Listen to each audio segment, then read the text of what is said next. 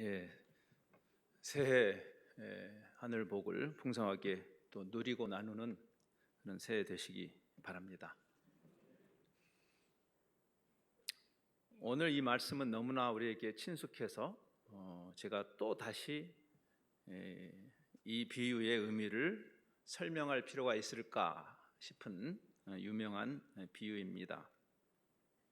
사실은 이 비유 속에 예수님께서 복음의 본질을 잘 담고 계시죠. 이 방대한 율법을 하나님이 왜 주셨고, 이 율법을 통해서 하나님은 무엇을 말씀하려고 하시는 것일까? 그 핵심이 잘 요약되어 있는 비유이기도 합니다. 율법의 전문가죠. 율법사가 예수님을 시험하기 위해서 이분이 정말 율법을 제대로 정통하게 아는지 와서 질문을 하죠. 그 영원한 영생의 방도에 대해서 질문을 할 때 예수님이 두 가지 개념으로 설명을 그 반문을 하십니다. 대답을 하시기보다 예수님의 방식이죠. 정답을 바로 말해주기보다는 스스로 생각하게 하는, 아마 요즘 우리가 한국에서 한국식 교육의 문제를 이야기할 때 정답을 외우게 하는, 교회도 마찬가지죠. 스스로 말씀을 성찰하고 반추하기보다 지도자가 정답을 주면 괄호 넣기로 쓰는, 이것은 사실 진정한 교육은 아니죠. 율법을 당신도 읽지 않느냐? 너는 율법에 무엇이라고 기록되어 있고 어떻게 읽느냐? 굉장히 중요한 성경 묵상의 두 단계입니다. 율법에 무엇이라고 기록되어 있느냐라는 그 팩트 체크에 해당하는, 우리가 그냥 성경을 덮어놓고 종교 생활을 해서는 안 되는 이유입니다. 안타깝게도 2000년 교회 역사나 지금 현재도 너무나 많은 사람들이 성경을 덮어놓고 종교 활동을 하는, 성경에 대한 깊은 배움이 필요한 거죠. 무엇이라고 기록되어 있느냐. 근데 거기서 머물지 않죠. 그 다음에 너는 어떻게 읽느냐, 성경을 어떻게 해석하고 이해하고 거기에 반응해야 할까를 말합니다. 이 두 가지는 대단히 중요한 우리가 성경 묵상의 원리이죠. 근데 이 율법사가 굉장히 정확하게 대답을 합니다. 하나님을 사랑하고 이웃을 사랑하는 것. 이것은 사실 똑같은 이 대화를 마태가 적은 마태복음 22장에 가면 예수님이 하나님 사랑 율법, 하나님 사랑 이웃 사랑이야말로 성경 전체의 핵심적인 가르침인 것을 이야기합니다. 마태복음 22장 35절로 40절을 나중에 한번 읽어보시기 바랍니다. 그래서 모든 성경이 여기 걸려 있다라고 말합니다. 굉장히 중요한 예수님의 해석이죠. 우리가 이 내용만 가지고도 많이 우리가 반추할 필요가 있겠습니다. 사랑으로 푸셨다는 거죠, 예수님이. 심지어는 믿음으로 풀지도 않았습니다. 우리는 믿음을 대단히 강조하는데, 또 믿음이 중요하죠, 물론. 근데 사실은 믿음에 관한 것이라기보다는 사랑에 관한 것이라고 하신 사실을 좀 생각해 볼 필요가 있습니다. 바울이 나중에 깨닫고 나서 그 이야기를 하죠. 유명한 사랑장에서 믿음, 소망, 사랑 다 중요한데 그 근원 중에 근원은 사랑이다. 믿음도 사랑에서 나오는 것이고 소망도 사랑에서 나오는 것이다. 사랑은 모든 것을 믿고 사랑은 모든 것을 바란다. 사실은 여러분의 이 공동체 이름을 사랑의 교회라고 그렇게 짓고 지금도 감히 그렇게 부를 수 있으려면 이 핵심에 대한 깊은 성찰과 이해와 반응이 필요할 것입니다. 우리가 교회 역사를 볼 때도, 우리 지금 현대 교회를 볼 때도 우리가 이 정답을 잘 말하지만, 괄호넣기의 정답을 잘 말하지만 정말 우리는 이 메시지를 이해하고 적용하고 있는 것일까라는 질문이 필요하죠. 주님은 그것을 어떻게 해석하셨는가? 너는 어떻게 읽느냐? 이렇게 하신 다음에 예수님이 그 의미를 해석하신 것이 바로 이 비유입니다. 처음에 제가 말씀드렸지만 이미 너무나 유명한, 우리에게 너무나 친숙한 이 비유를 제가 굳이 다시 사족을 달아서 해석할 필요가 있을까 싶지만 이런 생각이 들죠. 이런 비유를 다시 읽을 때 우리 안에 이런 질문들이 생각납니다. 그 당시에 강도 만난 사람을 오늘 우리의 상황에서 적용한다면 누구일까? 우리가 다가가야 할 강도 만난 사람은 누구일까? 라는 질문이 생기죠. 또 도대체 이 제사장과 레위인은 무슨 핑계로 또는 무슨 합리화로 강도 만난 사람을 돕지 않는 일을 정당화했을까? 복음의 공공성이라는 측면에서 너희는 세상의 빛이다, 세상의 소금이다 할 때 복음은 교회당의 복음이 아니고 세상의 복음이어야 하는데, 그렇죠? 여기 제사장과 레위인이 그 종교적 상황 속에서 자기 역할을 하면 되는 것인가? 공공성의 관점에서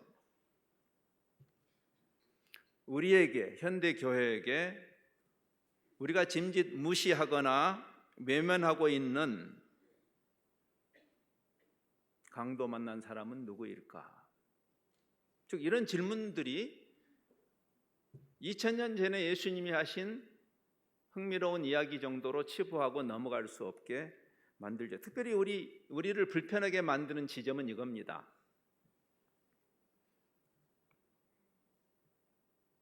가장 앞장서서 강도 만난 사람을 도왔을 것으로, 도와야 할 것으로 기대되는 레위인과 제사장의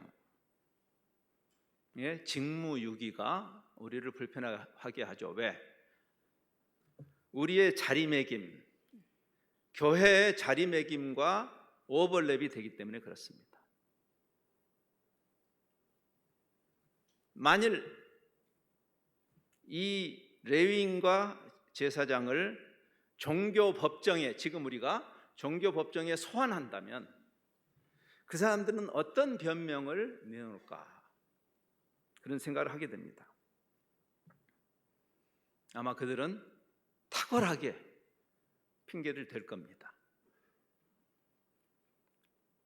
핑계, 잘못을 인정하기보다는 핑계를 통해서 자기 합리화를 하는, 그것 때문에 여러분 요즘 힘드시죠? 그것은 죄성의 본질에 속하는 것입니다. 창세기 3장의 타락 사건은 그 타락의 본질이 자기 합리화에 있는 것을 잘 보여주죠. 핑계 없는 무덤이 없다라는 우리 속담도 타락한 상태에 있는 인간들의 그 자기 합리화의 민낯을 우리에게 잘 보여주는 속담입니다. 아마 역사상 다양한 법정에 섰던 피고들 중에 그럴듯한 핑계 없는 사람을 보신 적이 있습니까? 우리는 어떤가? 우리가 주님을 사랑하고 섬긴다고 하지만 우리는 끊임없는 자기 합리화의 늪에 빠져 있는 것은 아닐까? 라는 질문을 던지게 하는, 이 시대의 강도 만난 자를 우리가 무시하거나 짐짓 외면하고 있다면 거기에 대한 우리의 핑계는 무엇인가? 오늘 저는 그 피고의 입장에서 이 이야기 속에 나오는 레위인과 제사장의 입장에서의 핑계 하나를 나눠보고자 합니다. 아마 우리들도 비슷한 핑계를 가지고 있을 터이기 때문이죠. 다음 달에 제가 한 번 더 여기 서게 되기 때문에 또 다른 핑계 하나를 이야기하고 싶습니다. 이 비유 자체는 간단하게 지나가지만 우리는 많은 것을 이렇게 행간의 뜻을 읽어낼 수 있는 이야기죠. 그 당시에 예수님이 하신 이야기는 그 시대 사람들에게 굉장히 익숙한 이야기들을 끌어내셨습니다. 그래서 그 생략되어 있는 뒤에 있는 많은 함의들을 우리가 생각해야 할 것입니다. 잘 아시는 대로 레위인과 제사장은 이 공적인 예배, 제사의 중요한 역할을 맡은 사람들이었고, 그래서 그들은 자타가 다 인정하는 그들의 가장 중요한 역할은 그 공적인 제사를 집례하는 것이었을 것입니다. 그러니까 그분들은 아마 그 길이 그 제사를 집례하러 가는 길이었을 가능성도 있는 거죠. 그래서 우리 스스로에게 이렇게 이런 핑계를 대실 듯합니다. 자, 그 중요한 모임에 내가 이 사람을 어줍지 않게 돕겠다고 그 제사를 놓쳐서 해야 되겠는가? 아이고, 시간이 이렇게 촉박하지만 않았다면 좀 더 나한테 시간이 있었으면 도왔을 텐데, 그런 핑계도 가능하죠. 뭐 100번 양보해서 내가 이 사람을 발벗고 나서서 돕는다고 칩시다. 여러분이 정결 의례를 아시잖아요. 집례하는 자가 이 사람이 죽었을 수 있지, 이미 피를 철철 흘리고 넘어져 있는 사람이 살아있는 죽었는지는 가봐야 아는 거니까, 이 사람이 만약 죽었다면 그 정결법에 의해서, 율법에 의해서 내가 부정타지 말아야 할 집례자의 그 책임도 있는 거죠. 굉장히 괜찮은 핑계입니다. 그렇죠? 오늘 우리에게 적용한다면 뭘까요? 저는 오늘 이 말씀을 준비하면서 이렇게 오늘 오면서 그런 생각을 했어요. 이 시대에 나한테 적용한다면, 지금 제가 마당 기도회에 말씀을 전하러 오는데 강도 만난 자를 만났다. 그러면 내 변명은 뭘까? 이랬을 것 같아요. 아이고, 오늘이 주일이 아니고 평일이었으면 내가 도왔을 텐데.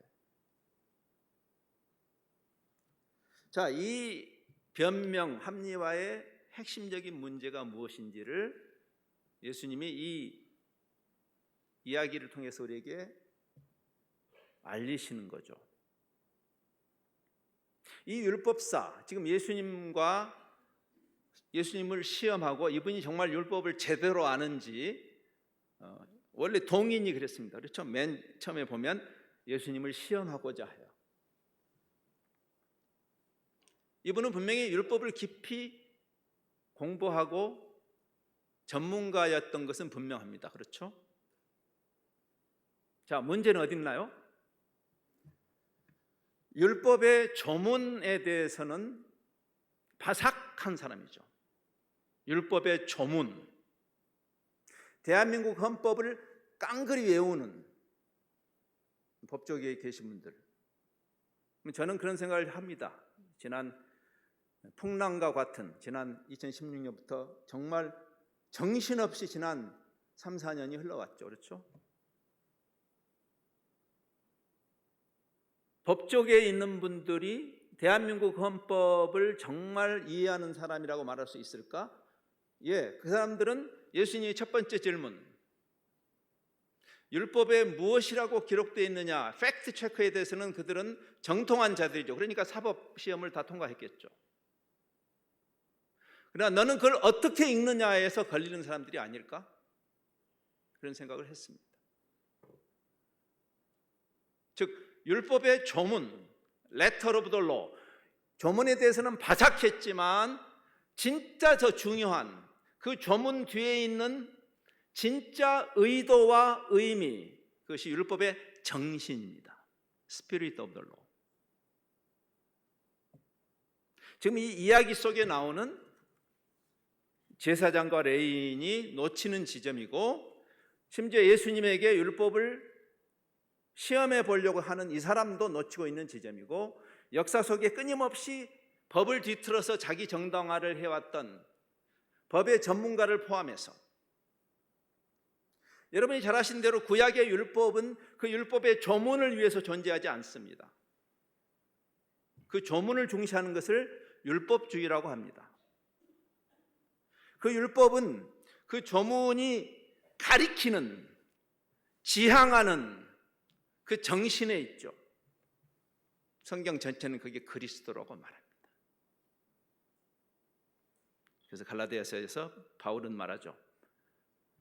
율법의 문자에 집착해서 그것을 지킴으로 의로워지는 것이 아니라 그 율법이 가리키는 초등교사의 역할, 여러분의 과외 선생과 같은 역할을 하는 거죠. 율법을 볼 때 율법이 그리스도를 가리키는 거죠. 여러 가지 이유로 하나님의 의를 온전히 이루시는 그분, 그리고 우리의 그 타락한 상태, 우리 힘으로는 절대 이룰 수 없는 불가능 절망, 건강한 절망을 줌으로써 우리의 마음이 그리스도를 향하게 하는, 전적인 하나님의 은혜로 향하게 하는 그 역할을 율법이 하는 것이다. 그 율법의 조문에 아무리 바삭해도, 법꾸라지들 우리 많이 보잖아요. 예, 개혁은 일어나야 합니다. 대한민국 헌법의 정신을 이해하지 못하고 헌법을 마음대로 주물러서 자기 이익의 대상으로 삼는 자들은 변해야 해요. 그것은 종교를 떠나서도 마찬가지죠. 그렇죠? 그래서 예수님은 마태복음 23장 23절에서도 그 유명한 이야기를 하십니다. 조문에 집착하는 자들, 이렇게 말합니다. 화 있을진저 외식하는 서기관들과 바리새인들이여. 여기서 외식이라는 것은 히포크리스를 말하는 거죠. 겉으로는 가장 하나님을 사랑하는 척하는 거죠. 두려운 이야기입니다. 여러분이 오늘, 저는 여기 올 때마다 참 여러분 고생 많이 하신다는 생각을 해요. 우선 춥잖아요. 들어오면. 그렇죠? 바깥이 훨씬 더 따뜻한 고생들 하십니다. 근데 이것조차도 우리의 외식이 아닐까? 라는 질문을 던지지 않으면 안 돼요. 왜? 여기 서기관들과 바리새인들이야말로 종교인으로서는 존경할 만한 분들이에요. 정말 대단한 사람들이에요. 근데 그들을 향해서 예수님이 말합니다. 너희가 박하와 회향과 근처의 11조, 이게 율법의 조문대로 한 거예요. 이걸 한 자체가 나쁘다는 이야기가 아니죠. 그러나 그 정신을 놓으셨다면, 그것은 드리지만 율법의 더 중한 바, 정신이죠. 율법의 더 중한 바, 그 조문 뒤에 있는 의미를 너는 어떻게 읽느냐?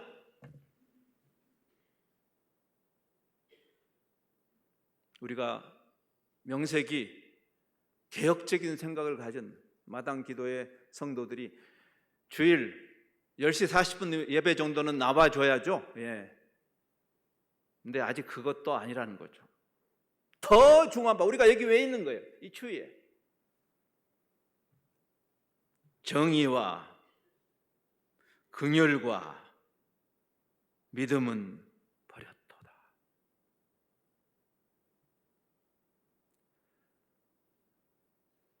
이 질문 앞에서 자유로운 사람이 있을까요? 정말 이 율법의 정신을 이해했다면 그 이야기 속에 나오는 제사장과 레위인은 강도 만난 사람의 억울함을 풀어주는 정의의 구현이죠. 그 피를 철철 흘리는 그 사람을 사랑으로 치유해 주는 긍휼이죠. 인간과 인간이, 사람이 죽어가는데 종교를 떠나서라도 인간이라면 이러면 안 되죠. 인간으로서의 신의를 저버리는 사건이에요. 이런 사건들은 종교를 떠나서, 그게 믿음입니다. 믿음. 신의예요. 신의. faithfulness.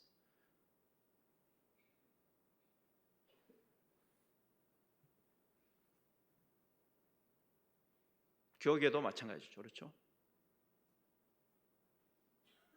교단의 법이 있습니다. 그 법은 조문을 위해서 있는 것이 아니고 처음에 그 법을 만든 분들은 자고로 그리스도의 몸된 교회가 어떠해야 할 것인가를 고민하면서 만들었을 겁니다. 그런데 그 조문을 뒤트는 자들을 이 교계의 어른들로 앉아 있는 거죠. 법꾸라지는 세상에만 있는 것이 아니죠. 매일 성경을 읽는다고 하는 사람들이 그 율법의 조문에 집착하는, 읽지 않는 분보다는 낫겠지만, 그래서 우리가 스스로 자문을 해야 됩니다. 성경의 내용에 해박하면 성경적일까라는 질문이 떠오릅니다. 그렇죠? 그 당시 율법사들은 개인이 성경을 소장할 수 있던 시대가 아니죠.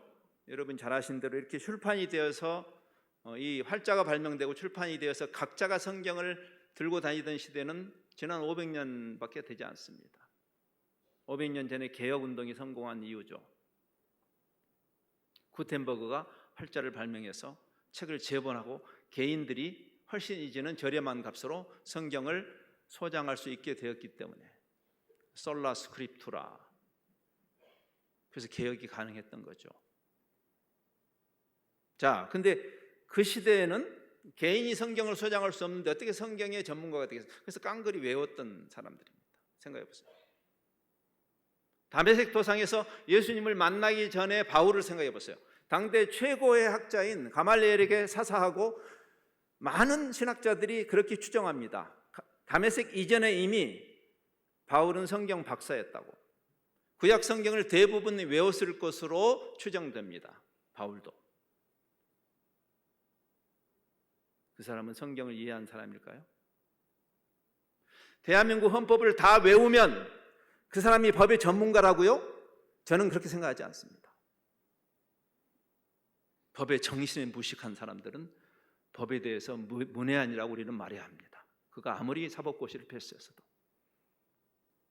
성경을 다 외웠어도, 천동만독을 했어도 하나님께서 말씀을 통해서 우리에게 전달하고자 하는 그 의미를 놓치고 있다면, 그래서 마치 다메섹에서 예수님을 만난 그 바울의 눈에서 비늘이 떨어졌듯이, 대단히 상징적인 사건이 우리 눈에서 비늘이 떨어져야 돼요. 너는 어떻게 읽느냐? 우리의 종교적인 열심이 우리의 의의를 이루는 것이 아닐 터이니까, 우리가 열심히 공예배에 참석하면 우리가 예배자가 되는 게 아니니까, 예배 잘해야 예배가 성립될 테니까 그 이전에 이미 그 정신에 대한 깊은 이해가 필요한 것이죠.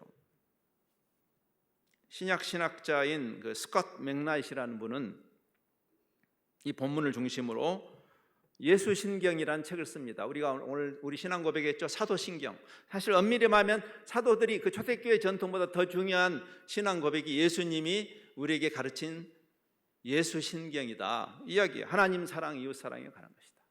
모든 성경은 여기 이 채로 걸러야 된다. 하나님 사랑, 이웃 사랑이라는 이 채를 가지고 걸러내야 된다.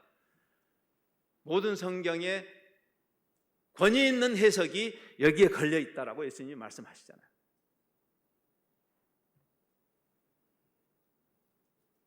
그래서 그 신학자는 이렇게 말합니다. 사실은 율법을 사랑하라고 하신 것이라기보다는 율법 사랑에 관한 것이 아니라 사랑의 율법인 것이다, 그렇게 말했어요.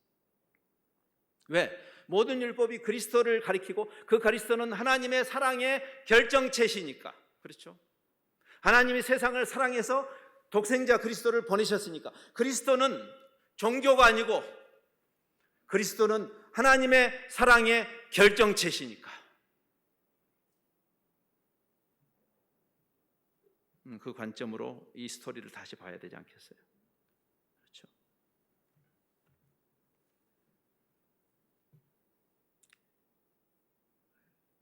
그래서 바울은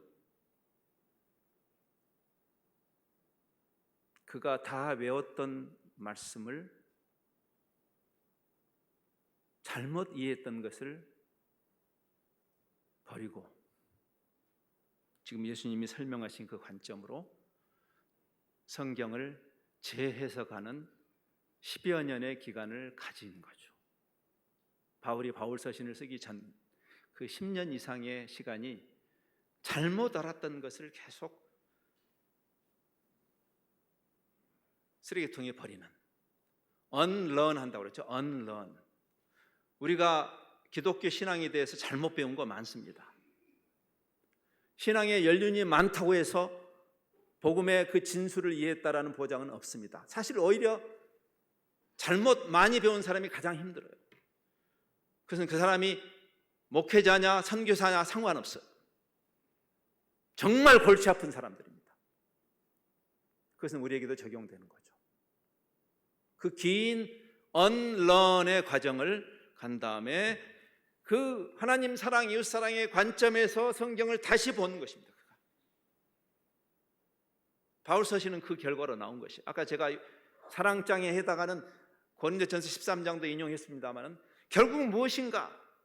그는 그 위대한 로마서를 쓰면서도 이렇게 말합니다. 로마서의 그 복음의 풍성함, 복음의 그 신비로움을 다 설명한 다음에 그는 11장까지, 1장부터 11장까지 그 복음의 전모에 대해서 가장 탁월하게 설명한 다음에 그는 바로 적용을 이렇게 하죠. 12장 1절로 2절, 우리가 잘 아는 말씀입니다. 이렇게 말합니다. 그러므로 사랑하는 형제들아, 내가 하나님의 모든 자비하심으로 여러분을 권합니다. 그분에게 여러분을 드리십시오. 자기를 던지십시오. 사마리아인의 비유하고 연결되는 지점이에요. 왜? 우리가 하나님을 이용해서 내 욕심 채우는 종교가 아니라는 이야기를 하는 거예요. 그게 진짜 예배다는 거죠.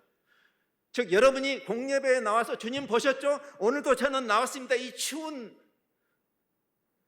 저기 서초에 가면 훨씬 더 화려하고 따뜻한 데 있는데 여기 온 거 보셨죠? 주님이 나에게 보상하셔야 됩니다라는 관점으로 나왔다면 여러분의 예배자가 아니라고 말하는 거예요. 아니, 하나님의 것이다. 나를 그분에게 드려라. 그게 진짜 예배다. 그러면서 그 예배자는 관점이 어떻게 바뀌는가? 하나님의 선하시고 기뻐하시고 온전하신 뜻, 하나님이 방대한 계시를 주신 율법의 정신을 끌어안는 것이다. 그것이 바울이 깨달은 것이죠. 이제 말씀을 마무리하면서 구약과 신약을 관통하는 이 가르침에 다시 한번 우리가 주목할 필요가 있습니다. 신약 시대에 비로소 예수님이 새 해석을 하신 게 아닙니다. 구약 성경부터 주님은 일관되게, 구약에서는 율법을 가르치고 신약에 와서 은혜를 가르친 것이 아닙니다. 이게 초대교회부터 계속 반복되는 이단들의 오해였어요. 그렇지 않습니다. 너무나 인용할 게 많은데 한두 개만 인용하겠습니다. 아마 가장 클래식한 사건이 바로 사울 왕 사건일 겁니다. 기억나시죠? 사울 왕이 하나님을 향한 그 제사, 공예배에 해당하는 그것을 위해서 하나님의 말씀을 비투는 사건이에요. 그러면 자기 합리화를 하죠. 그렇죠? 사무엘상 15장 15절에 가면 이런 내용이 나옵니다. 사울이 이르되 지금 자기 변명하는 지점입니다. 사울이 이르되 그것은 무리가 아말렉 사람에게서 끌어온 것인데 그 살진 양들을 죽이지 않고 진멸하라고 했는데 그것을 가지고 있었죠. 하나님의 명을 어겼죠. 근데 이제 책임에 전가하죠. 백성이 당신의 하나님 여호와께 제사하려 하여 자기가 시켜놓고 그리고 내미는 핑계는 제사. 그렇죠? 그래서 양들과 소들 중에서 가장 좋은 것을 남긴 것입니다. 나머지는 다 하나님 명대로 했습니다. 계속 사무엘이 언제 하나님이 그렇게 하라고 했느냐 했을 때 21절에 가면 이렇게 말합니다. 다만 백성이 그 마땅히 멸할 것 중에서 가장 좋은 것으로 길갈에서 당신의 하나님 여호와께 제사하려고 양과 소를 끌어왔습니다. 여전히 지금 내미는 핑계가 뭐죠?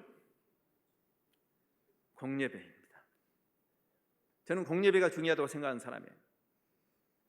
그런데 여러분이 기억하실 것은 공예배는 진짜를 가리키는 상징적 예배입니다. 이걸로 예배를 퉁쳐서는 안 됩니다. 예배자, 아까 바울이 이야기했죠? 진정한 예배가 무엇인지 나를 하나님께 드리는 것이 예배다. 나의 일상이 그분의 선하시고 기뻐하시고 온전하신 뜻을 향해서 드려지는 것이 그게 예배다. 그런데 그 예배자들이 공동체적으로 맞습니다, 옳습니다라고 모이는 자리가 이 자리예요. 그런데 이걸로 퉁쳐서는 안 되는 거예요. 그러면서 그 유명한 이야기가 나옵니다. 22절과 23절을 읽고 마치겠습니다. 사무엘이 이르되, 선지자가 이제 그 예수님의 그 선한 사마리아인 비유에 나오는 제사장과 레인에게 하시는 말씀과 같아요. 사무엘이 이르되 여호와께서 번제와 다른 제사를 그의 목소리를 청종하는 것을 좋아하심과 같이 좋아하시겠습니까? 이 무슨 말이에요? 그 번제와 제사가 율법의 조문이죠. 여호와의 목소리를 청종하는 것은 율법의 정신이죠. 순종이 제사보다 낫고, 제사는 순종의 상징이라 해야 될 거예요. 제사로 순종을 퉁쳐서는 안 되는 거죠. 듣는 것이 숫 양의 기름보다 나으니 이는 거역하는 것은, 성경이 이렇게 명명백백하게 말씀함에도 불구하고 우리는 종교를 만들어서 종교꾼이 되는 것은 점치는 죄와 같습니다. 기독교가 무당 종교가 되는 순간이에요. 완고한 것은 사신 우상에게 절하는 죄와 같습니다. 이 사마리아인의 비유는 새해를 맞는 우리에게 우리 신앙의 본질을 어떻게 이야기하는가 라는 질문을 던집니다. 이제 설교 후 찬송을 하기 전에 잠깐 우리가 스스로 우리 내면을 성찰하면서 주님 앞에서 하나님 사랑, 이웃 사랑이라는 율법의 정신을 나는 정말 이해하고 있는가? 내가 매일같이 성경을 읽지만 내 머리만 커지는 그런 읽음이 아니라 그것을 너는 어떻게 해석하는가? 어떻게 이해하는가? 어떻게 적용하고 반응하는가에 대해서 주님 앞에서 말씀을 욕되게 하지 않도록, 21세기의 신율법주의가 되지 않도록, 신바리새인들이 되지 않도록 이 이야기 속에 제사장과 레인이 되지 않으려고 하는 그런 진지한 새로운 헌신을 하는 그런 기도의 대화를 잠시 하시겠습니다. 다 다 같이 기도하겠습니다.